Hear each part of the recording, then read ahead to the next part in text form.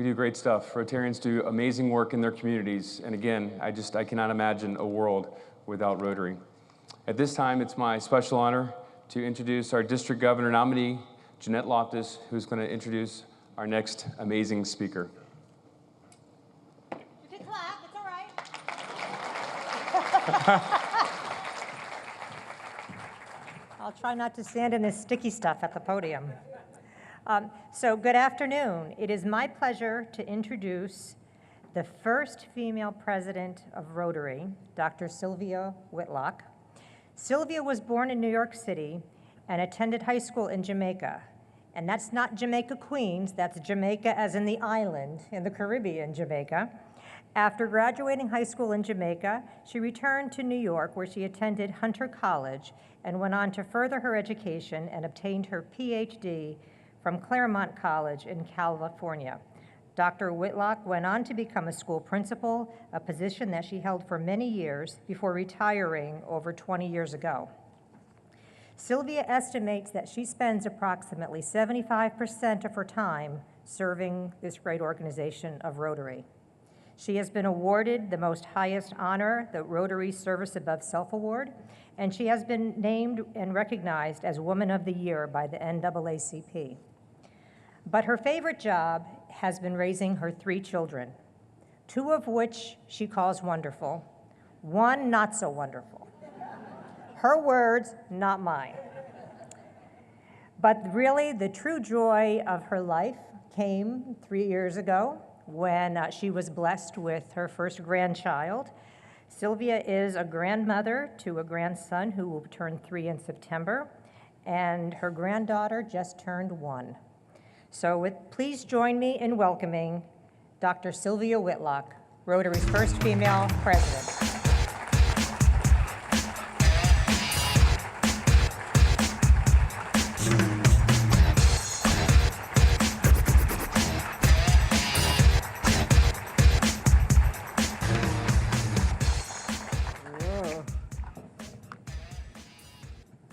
I just prayed I wouldn't fall down coming up the steps because I'm about to fall down. If I put my head down here, I could go to sleep. I tried really hard to get here because I told Marshall at least 3 different times on 3 different places that I would come and do this. And I tried really hard yesterday. And I left home about 1 o'clock and I went to the airport in Ontario. And my flight, and I'm going to tell you how it happened because it's been incredible the last 24 hours. I went in and I was told the flight was delayed an hour. It was supposed to leave at 2:50 and it would not leave until 3:50 on its way to Las Vegas. And I had to make a connection in Las Vegas to get to Atlanta, and that flight was leaving at 4:35. Well, the person who talked to me said, that's the last flight of the day and they always hold them over, so they'll wait for the plane. Not true, not true. So the gentleman at the desk said, we'll put you on tomorrow's flight. Can you get back home? And I said, no, I'll stay in Las Vegas.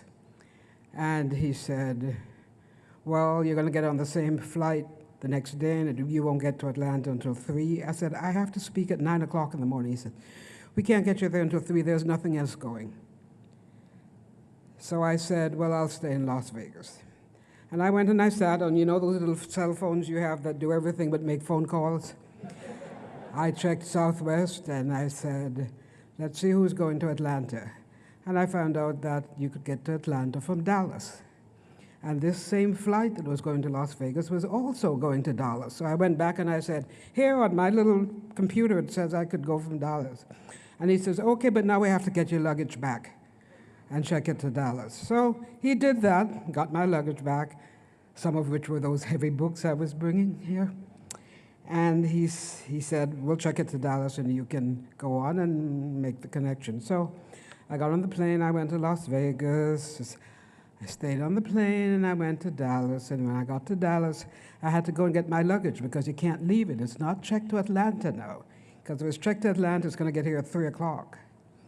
And now I have a flight from Dallas that's going to get here at 10:50, but it goes by way of St. Louis. Really incredible. So I had to pick up the luggage and walk around with it. And I went to the information desk and I said, are there some hotels near here where I can stay tonight? Because it's now about 10:30 at night, okay? And the flight next morning leaves at 6. So she gave me a list, and I called the first 3 hotels. One had no rooms, the other 2 had no way for me to get there or to get back to the airport. But the agent at the desk said, you can go around the corner by the Dunkin' Donuts place, and there are a lot of people sitting there. They wait there for the flights. So I walked around by the Dunkin' Donuts, and people were vying for the couches that you could stretch out on, or the chairs you had to sit up in, or stuff. So I took my luggage, these 3 pieces of luggage, and I sat there, another lady and I, next to 2 men, probably in their 40s, who were engaging this conversation, the non-stop conversation, and I don't think they ever used the word that had more than 4 letters long.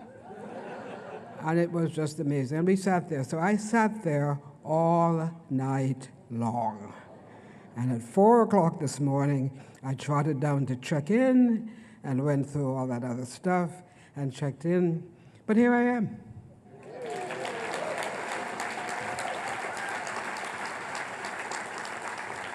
Not really much the worse for wear. Stars tried to feed me ever since I got here. I did eat.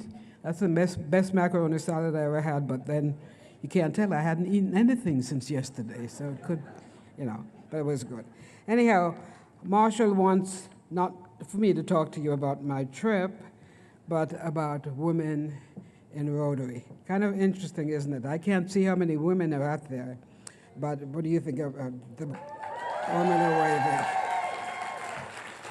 So this year we're celebrating 30 years of women in Rotary. I never thought we'd be saying women in Rotary this many times, because 30 years ago, it didn't seem like a big deal. We didn't think we'd be celebrating this. When I was invited to join Rotary a long time ago, I didn't anticipate spending the next 30 years talking about it. But there are a lot of people out there who weren't even around 30 years ago and had no clue that 30 years ago you couldn't just join a club if you wanted to. Okay? So it may be difficult today, and maybe not, to think about that kind of exclusion that created that eventful series of actions. But there it was. In an older issue of the Rotarian, President Ravindran addressed some of what that exclusion does. And we can see today what exclusion does. We see it in many, many places in many ways. In last month's Rotarian, or maybe 2 months ago, President Germ made some comments on the action of the Doherty California Club. So here we are in Atlanta, talking to women leaders. We're here on the edge of tomorrow, a tomorrow which will see polio eradicated from the world. It's endemic in only 3 places now, and it keeps sliding in and out of Nigeria. One of them is almost off. But it has also seen the acceptance of women in Rotary celebrate its 30th anniversary, more than 30 years, depending on where you start. The Supreme Court decision was in 1987. The Council on Legislation decision was in 1989, a couple of years later. How many of you were members of Rotary 30 years ago? A few people, a few people. How many of you, before they started talking about women in Rotary, knew that women couldn't join a service club if they wanted to? See, a lot of things. But I knew because I was one of the women invited by our superintendent of schools, Richard Key. Richard Key he was president of the Rotary Club of Doherty. There were probably about maybe 10, 12 men in that club, and they're trying to get members, just as we all do. And when Richard invited me to join the Rotary Club, I thought, what do I know about Rotary? I had literally never heard about Rotary. That's not an uncommon thing, is it? A lot of people never heard about Rotary. I knew about Kiwanis. Do you know what Kiwanis means? You can't say, Marshall. Kiwanis means waiting to get into Rotary, I would say. I didn't make that up. That was told me by somebody in the Kiwanis Club. And they do the same good things we do, a lot of good humanitarian service. But I also knew about Elks, because they wear those interesting hats. And I can remember walking on the streets of New York and seeing people in those hats and saying, who are those? They're elks. I never said, what do they do? They're, elks, okay. And I knew about lions, because I knew about that from school. I was a school principal, and I knew that the lions provide eyeglasses for the kids, so I knew about that. But I literally had never heard about Rotary. Not uncommon, but I knew that in my school district, they were locked in a court struggle with the small Rotary Club. So Duarte is a small bedroom community in the San Gabriel Valley, maybe about 30 miles east of Pasadena. Most people know where Pasadena is. The Rose Parade comes from Pasadena. So Duarte, Pasadena is between Los Angeles and Duarte. So in the foothill community, okay? So the largest businesses in Duarte were the City of Hope, that huge cancer hospital in Duarte, and the Duarte Unified School District. And that club, that small club, was struggling, as we all do, except you. That's an apology. We were struggling to raise membership. You guys don't seem to have any problems raising membership in your district. But we were struggling to raise membership. And the superintendent of schools, who deserves all the credit is not mine. It was the superintendent who invited people to join his club. He deserved all the credit for this action. He looked around at his community and he saw all these manager types. Do you remember, some of you who were here a long time ago, when Rotary was all manager types, executive types, professional types? Well, he saw all these manager types and he thought, hey, this is perfect for rounding out the Rotary classification system. But they were all women. So Richard thought, why not invite these women to join Rotary? So he called the district governor, who shall remain unnamed because he didn't pass the four-way test, okay? He called and he said, but you can look him up.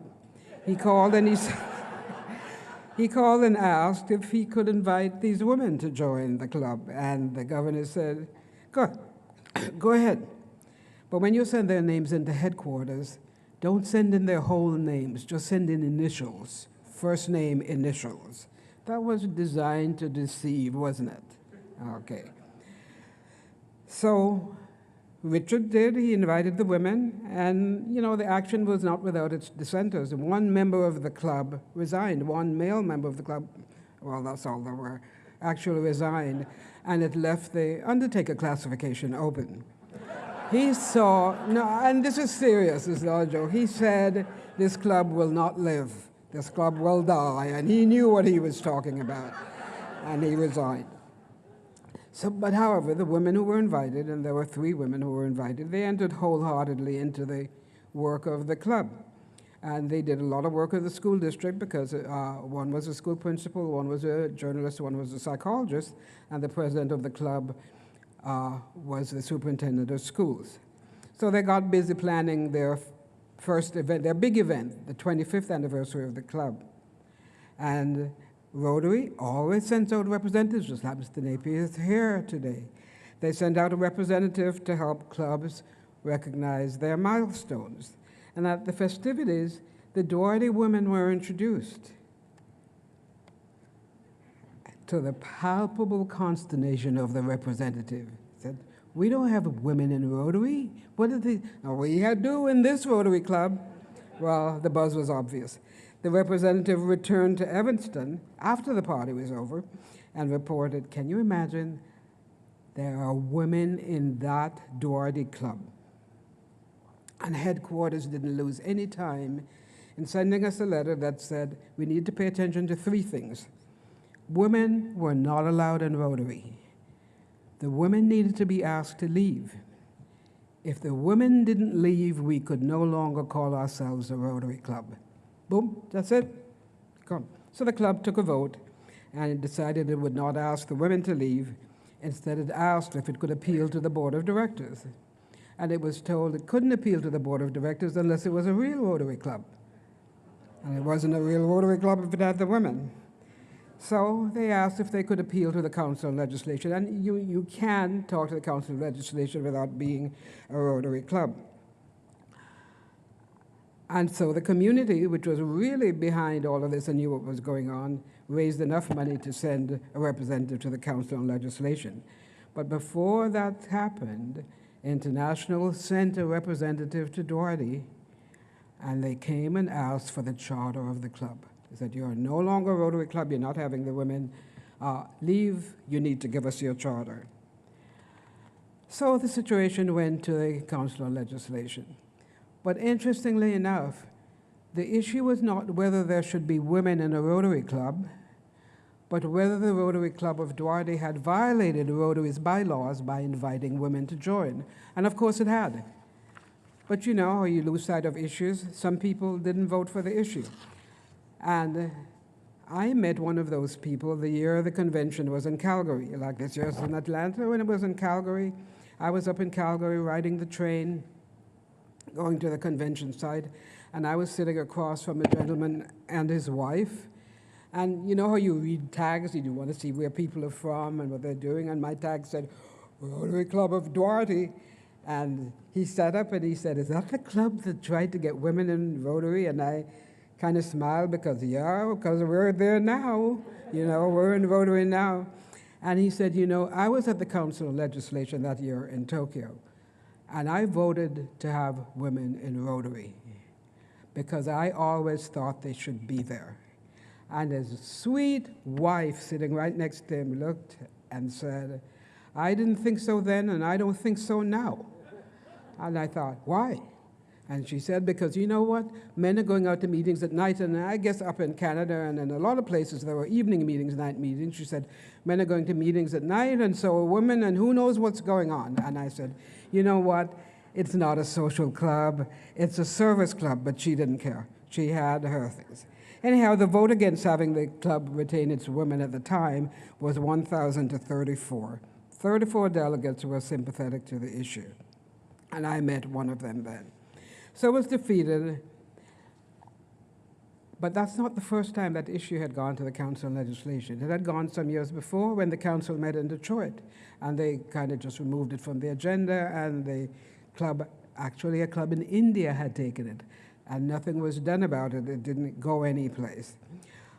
Even more interesting, the first Rotary Constitution did not specify that Rotarians had to be men, just persons of good character. But if you remember at that time, most of the persons who were there meeting were men. There were men in the workaday world, not a lot of women in the workaday world. And pretty soon those words just sort of morphed into men of good character, so that by the time our club had invited women, the bylaws did say men of good character. So a representative came and he took our charter, and there we were. What are you going to do? And so our club just had a little meeting, and one of the members, Bill Brooks, who has passed away, Bill Brooks said, I know what we can do. We'll just put an X on the Rotary pin, and we'll call ourselves the Ex-Rotary Club of Duarte. And that's what we did. We had a pin made with a big X over it, just like the traffic signs you see with the X on it. And we named ourselves the Ex-Rotary Club of Duarte, and we remained the Ex-Rotary Club of Duarte for 11 years. Count it. It took 11 years for this to be resolved. Okay, so, you know, we continued, the women continued to do the projects, except that there were no international projects because we didn't have the blessing of that club. However, a Rotarian attorney from a neighboring club, Sanford Smith, from the Arcadia Club, said, you know, I think we can take this to the courts. And we thought, because we really, actually, we never saw this as anything other than a membership issue. And Sanford said, we'll take this to the court and see what happens. Seemed like a simple enough issue. But as we prepared to take it to California courts, Rotary petitioned that the case be heard in federal court. But there was a reason for that. There had been a precedent in federal court where a New York club had been seeking exclusionary rules for private club memberships. And all the attorney types out there know what that means, okay? And they had won that case. But the federal court ruled that the case be heard in a California court. So it was first heard by the California Superior Court, which upheld Rotary's right to expel the club. And so Duarte, reluctant to just drop the issue, appealed to the California Appellate Court. We were really surprised. We thought this was going to be a shoo-in. You know, this was at the time, women in a service club. Well, the Appellate Court looked a little more carefully, so did the attorney. And California has a law called the Unruh Act. And the court ruled that under the Unruh Act, which banned discrimination in public accommodations, which Rotary was deemed to be, the club should not be expelled. So the Superior Court's ruling was reversed. At that time, approximately 80% of Rotarians had their dues paid by their employers. One of the policies underlying the enactment of the Unruh Act was the eradication of discrimination by private or public action on the basis of gender by business establishments in the furnishing of accommodations, advantages, facilities, privileges, or service. And you understand how Rotary fits into that. The Unruh Act was clearly a declaration of California's public policy mandate and objective that men and women be treated equally. Both its history and language disclose a clear and large design that all arbitrary discrimination by a business employer be banished. Enacted into law in 1959, it emanated from and was modeled after traditional public accommodations legislation. It expanded the reach of such statutes from common carriers and places of public accommodation and recreation like railroads, hotels, restaurants, theaters, and so on, to include all business establishments of any kind whatsoever. So the Unruh Act does not cover relationships that are truly private, continuous, personal, social, and which take place more or less out of public view. Rotary International, after this, immediately appealed to the California Supreme Court, that's the order in which it goes, which refused to hear the case, essentially affirming the decision of the appellate court. The decision now was incumbent on all California Rotary clubs, but only California. This is where it really gets interesting and sometimes funny. However, before women, things changed very slowly in Rotary. This was the year in which I was the president-elect, and so I was invited to attend Pets. And why on earth, for one woman, would they change their stationery? I got the usual postcard that said, "Be sure to bring in your coat and tie because we'll be taking directory pictures to Pets." So I went. I took my coat and tie. There were 290 men and one woman only. You didn't even have women speakers. But the nicest thing about that proportion was that during restroom breaks, most people can figure it out, right? Long lines outside the men's restroom.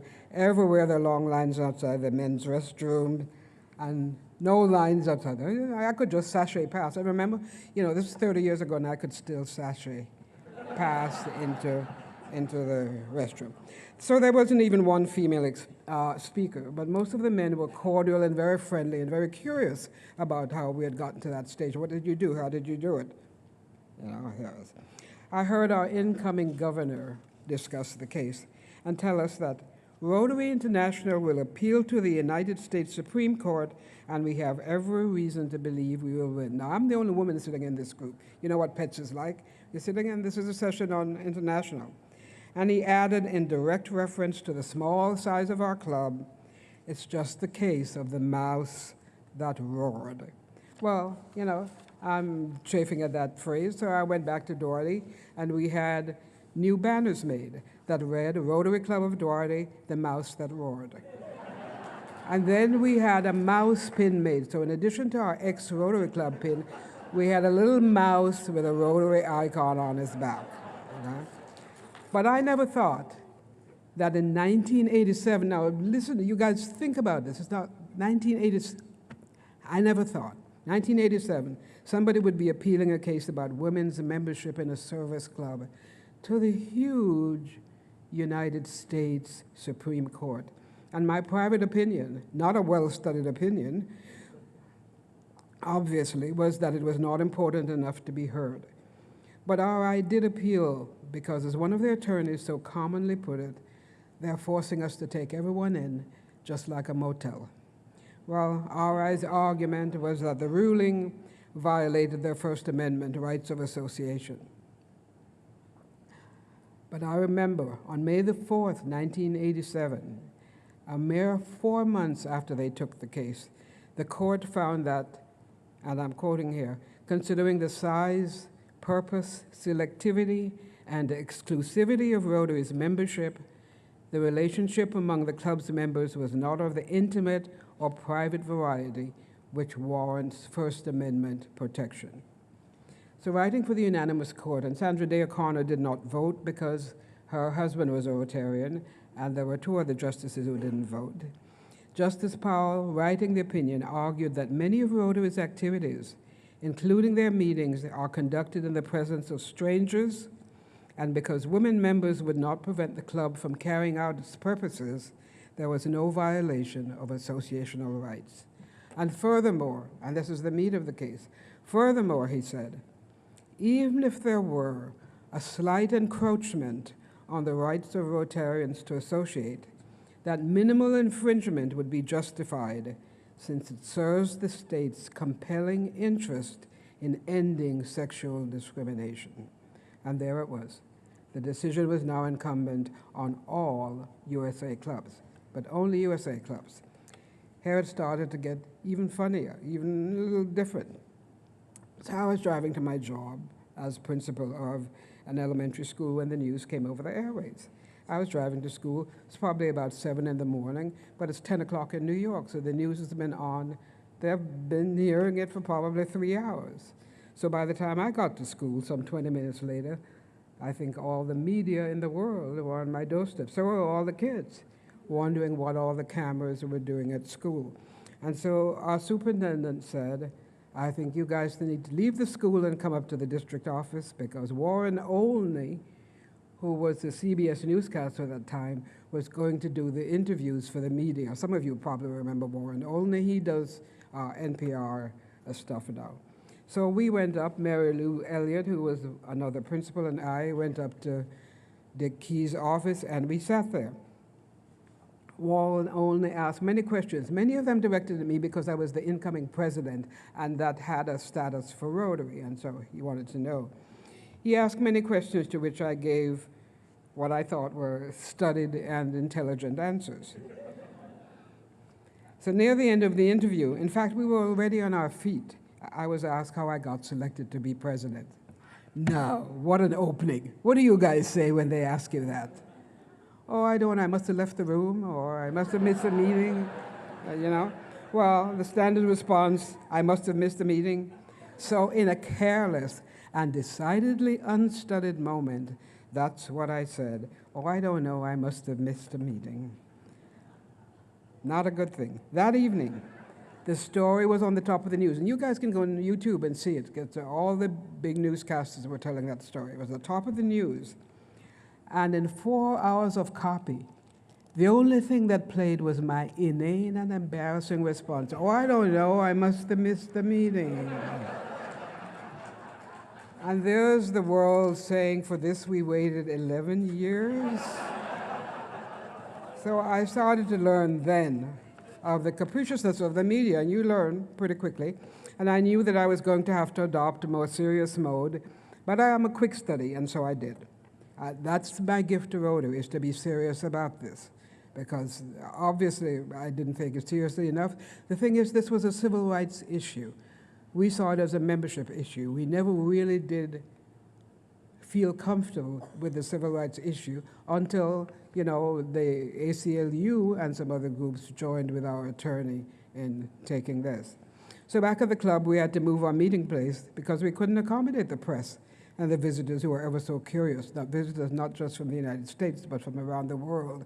Everyone who came to the US, everyone who was a Rotarian, wanted to see the Rotary Club. Even today, we have people who still want to come and see the Duarte Rotary Club. So this was also my year as incoming president, and I had to settle into the goals we had set, which included Polio Plus. If you remember, that was the year Polio Plus was starting, while the whole world was watching to see what we were going to do. We had some interesting telephone calls, including one that asked if the food were any better now that there were women in Rotary. I explained that we weren't cooking it. Some were decidedly less pleasant. We didn't get a welcome back from Rotary International, but we did get a new dues schedule. So we knew, they knew we were there. So in 1989, the Council of Legislation, as I mentioned before, after an impassioned plea by Frank Devlin, who was incoming president of Rotary, voted to accept women members into Rotary. But this was 1987 and 1989. It was not until April 2004, some 17, 19 years later, that the Rotarian printed several articles about women in Rotary. And then are you ready for this? I was the centerfold. Fully. I was told to wear a black turtleneck. I was fully clothed, okay? Rotary has removed, finally, the last vestiges of sexist language so that now they profit most who serve the best. And even more, a club may not be chartered unless its membership is open to both men and women. This did not start as a women's issue, but as a simple attempt to recruit more members into Rotary. So how successful has that been? About 30% of the members in the US, Rotarians, are women. Around the world, it's probably about 18%. Lots of room to grow. Can men and women work together in Rotary? They have for almost 30 years. So that was the beginning of my journey through the humanitarian organization that is Rotary, the realization of the opportunity to serve in an ever-shrinking world, the opportunity to meet men and women who can see and articulate a need and its solution, no matter how difficult the way or how meager the resources. A lot of people applauded the action. Sam Green, who was membership chair, RI President Matt Jacoby, who said, "Women serve alongside men in every segment of life, in construction, in medicine, in education. Why not in Rotary?" Okay, I was in an incredibly fortunate place when all of this happened because it brought such bounty into my life. And I want to tell you some little things that I have observed through the years. One of the things has to do with how many people know about Rotary. When the convention was in New Orleans, there were some microbiologists meeting at the convention. And you know, Rotary banners everywhere. Wherever we meet, we have Rotary banners all over the place. And probably 5 or 6 times a day, somebody would say to me, "What is Rotary?" And I would give them my little elevator speech. You should all have an elevator speech. Or that little blue card that says, "What is Rotary?" And somebody asks you, and you explain to them what Rotary is. Wear your pin. I fly a lot. Even after yesterday, I'm probably going to fly a lot. Mostly on airplanes, okay? And if you want to get somebody's attention, just drop your pin on the floor. Do you ever try to pick up anything on the floor in front of you? On the airplane? Not unless you're Simone Biles or somebody, can you get down there and get it? So after a while, you're struggling. If that person sitting next to you is made of Rotarian stuff, they'll say to you, "What are you trying to get?" "Oh, that's my Rotary pin." "What is Rotary?" Boy, there's your chance. And you've got your little blue card, you know, and you find out where he lives or she lives, and you call somebody and say, "I have a Rotarian member for you," and hey, that's a shoe-in. The other thing is, wear your pin all the time. When you go home, take it off your clothes and put it on your pajamas. And so your spouse will say, "Why are you putting that pin on your..." "Because I want Rotary close to my heart. This is how I really feel about it." And they kind of like look at you strangely. The next day at work, you know, around the coffee pot or the water cooler, they're telling this joke. "You know what my wife wore to bed last night? Her Rotary pin." Or "My husband wore to bed last night." "What's Rotary?" Another opening, another opening. And if you're really diligent, you might find yourself another member. And as a Rotarian, I talk to people about this all the time, make sure you stay involved in all the things Rotary does. The year that I was district governor, I met Deepa Willingham. How many people know Deepa and know about the school in Piali? Okay. I had just read the book, Half the Sky. Half the sky is named after a little Chinese proverb that says women hold up half the sky. But the book talks about the victimization of women around the world, including these United States. And I was coming in as district governor. I remember saying to one of our PDGs, "You know, this is what I'm really interested in," because one of the solutions that he talked about in his book was education for girls. And I remember Roger Schulte saying to me, talk to Deepa Willingham because I think she's interested in doing this in India. And I talked to Deepa, and that year we probably raised $100,000. You know how when you're PDG, everyone wants to give you a gift, and I'll always say, give it to Deepa's school. And so we raised about $100,000 for this little village in Piali. It's about maybe 15 miles from Kolkata, which used to be called Calcutta. And that school met in little rooms in the village around a well that was sunk by the Rotary Club of Calcutta. And now that school is a 3-story building with computer lab, science lab, 200 students. The kids have an interact club. Their latest project was cleaning up Piali, putting trash cans out there and collecting stuff. And I go there because I'm an educator and I work with teachers and do workshops for teachers. I was just there in February this year. So I try to go there at least once a year and do it. So that's one of the things you do. But I met that school, or I became acquainted with the school itself, because I was actually in Delhi on a NIDS project where, you know, John was talking about putting 2 drops in a child's mouth. There's nothing quite like knowing when you put those drops in a child's mouth, you're probably saving a lot of children from getting polio and probably eventually wiping it out. So stay involved with all the things that Rotary does. Service to others for me is the continuation of my grandmother's example. That's what she was in Jamaica. She helped everybody who lived around her. And I really believe that until we meet the needs of people for food, clothing, health, and all of that, clean water, education, and all the basics, we can't even begin to get them to deal with the concept of peace. It's got to be peace at home. And I learned that as a school principal, that if parents were worried about what they were eating or how they were feeding their children, you couldn't talk to them about what those kids were learning in school. You had to get it all taken care of first. So I've learned over the years that my community is not just the residential area in which I live, or the town that supports it, or the state that governs it. We're citizens of the world. Pick up the newspaper and look at it, where every action, however remote or seemingly far removed, has a ripple effect on us and on all others. To the extent that they are well, we are well. I think about it, and that's what we need to do. So I want to tell you the news that grabs our attention these days, and it's really interesting. I'm here in Atlanta.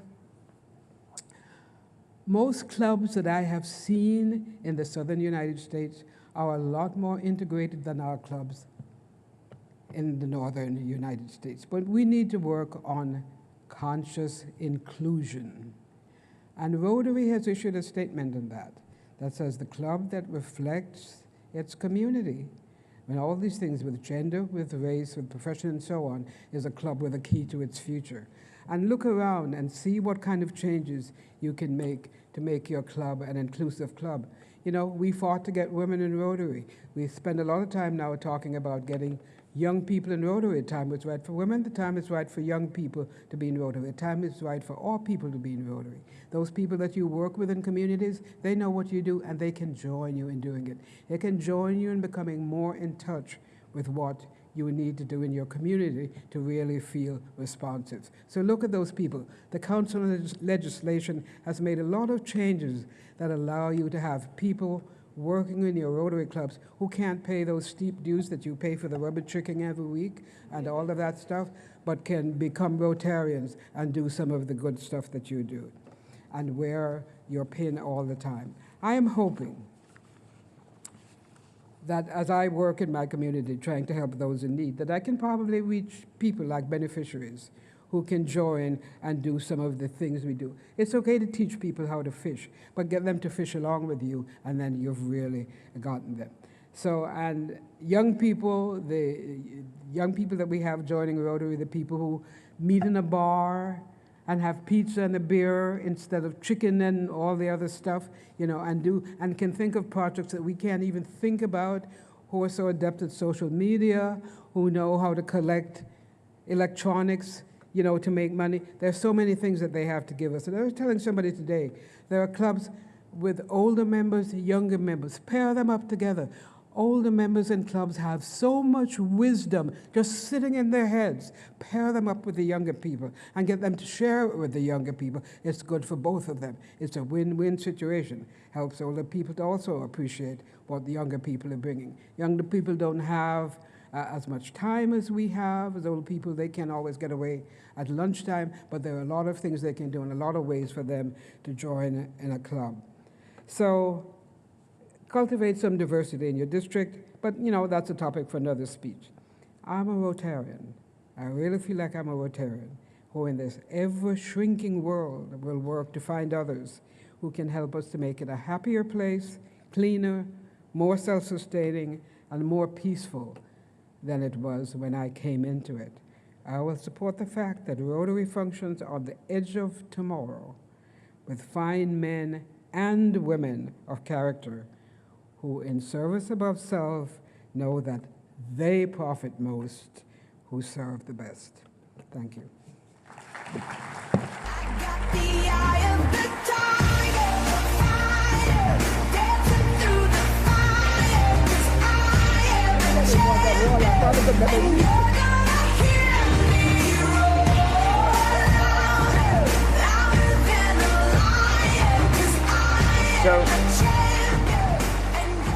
So Silvia, thank you so much for being here today. Through your journey across the USA in a Chevrolet or on a Southwest jet, we appreciate you being here. Now, I appreciate the tremendous service that you've given our organization, being a trailblazer. We did do a little bit of digging, and we found that centerfold photo. Can we see the centerfold? There we are. You know what? There's our centerfold. That is, and do you see that I'm wearing a black turtleneck? It's kind of like the disembodied the Sylvia photographer. The photographer came out from Rotary International and sat there and did all those pictures. Wow. And he said, "We're a black turtleneck." Well, thank you so much for being here today. We appreciate your service. Thank you. Yeah.